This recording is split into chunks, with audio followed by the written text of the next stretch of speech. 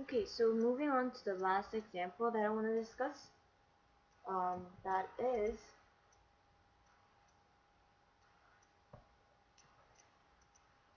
in insurance. And I would like to spend some time discussing this because this is what I um, majored in. So, like I said before, this is called actuarial. Sorry, I keep mixing up. Actuarial work. And this is risk management. And I'll tell you what I pretty much do in insurance field. So, for example, we say we have car insurance, right? Insurance is um, is like buying a protective plan. So if you pay insurance company money, like say monthly, right? Every month you pay a certain amount of money. And for car insurance, if you get into an accident, right? If accident occurs, then the insurance company pays you for the damage. Okay, so that's the basic concept, right? So how statistics is used in insurance is very interesting.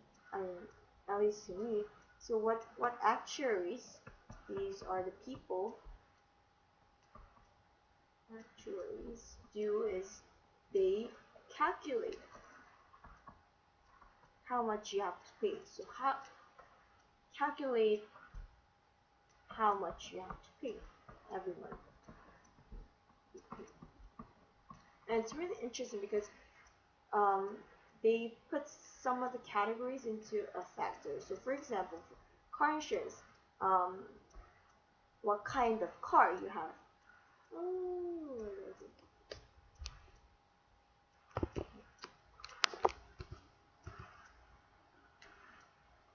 sorry, this is unexpected. Sorry about this delay because I am not familiar with this. Let's do it this way. You know what?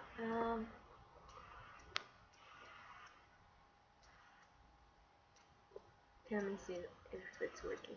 Alright, so it's working now. Okay, so they calculate how much you have to pay.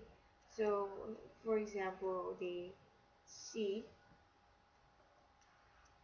try to see how much you, if if you got into an accident previously. So this is the past record, right? So I mean, obviously, if you got into an accident before, then it's more likely for you to get into another accident, right? That's how you calculate it. So pretty much, if you are more likely to get into an accident,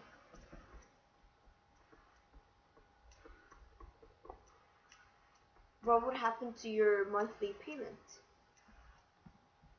Payment would go up or down. It'll go up. Why? Because it's more risk.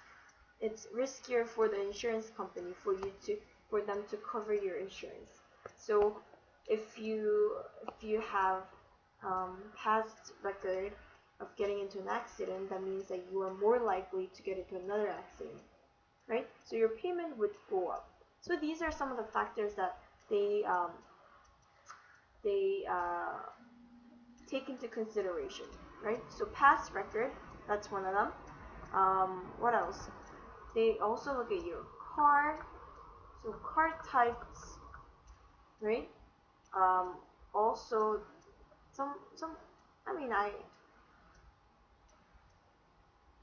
also think that this is not fair, but they also put in gender into an account. So statistically speaking, um, female drivers are more likely to get into an accident. So that's how they factor it in. And then there are tons of, not tons of, but there are a lot of things that they put into account. So taking all this into account, they come up with the monthly payment, and that's what actuaries do, and that's what I will be doing as well. Not necessarily car insurance, but some other types of insurance. So it's used in insurance as well. And as you can see, anything that's related to money, there is always statistics. So finance, stock prices, stuff like that also has statistics heavily present. Right. So that's some of the usages of day, I would say everyday usages of statistics. And now um, let's talk about some definitions. Let me just close this. Alright, so let's talk about definitions. Alright. So first definition is, and these definitions that these are the ones that you have to know. Population. We're not talking about the number of people in a country or anything like that, but oh my god, it's doing this again. Okay, so population. Let's see what it means. Population is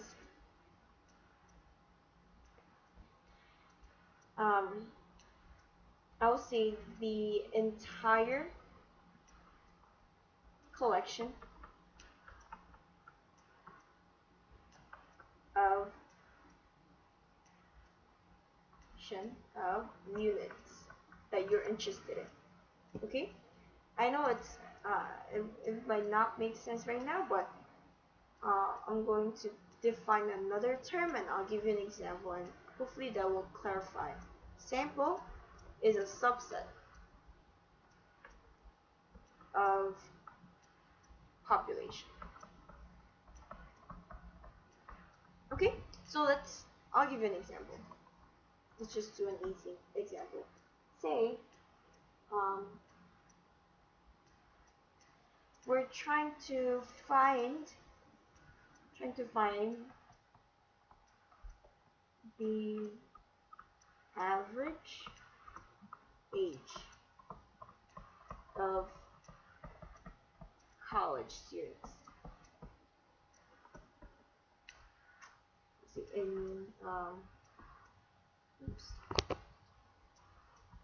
Tanzania. Okay, so this is what we're trying to find, and this is our topic of interest. So average age of college students in Tanzania.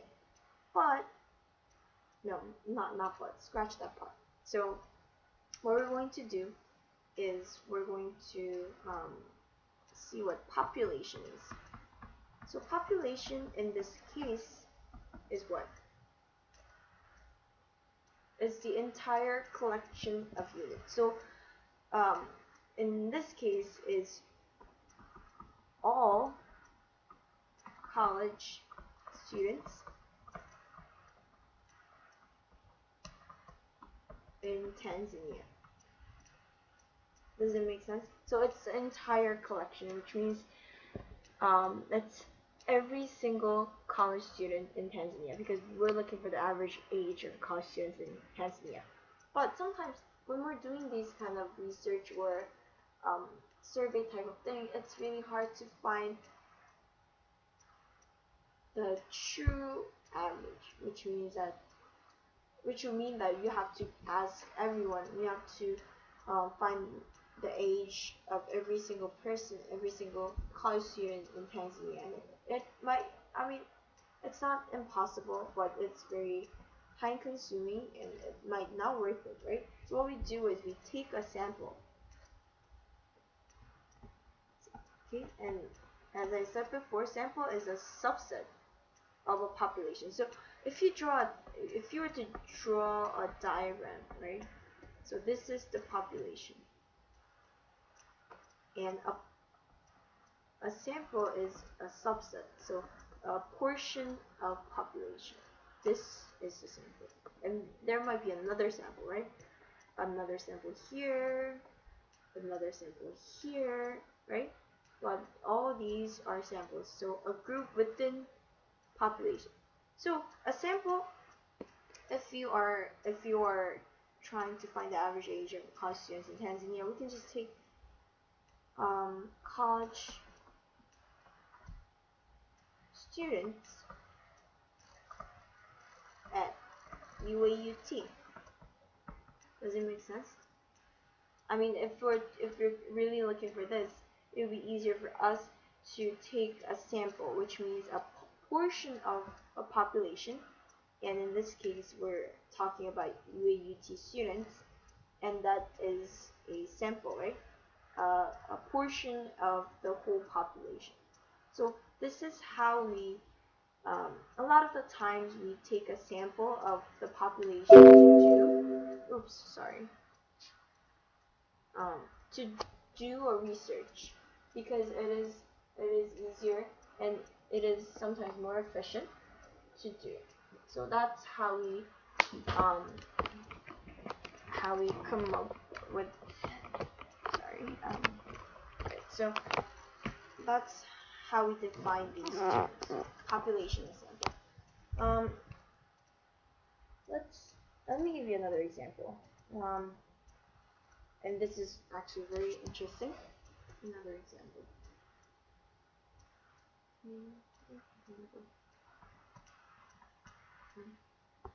So,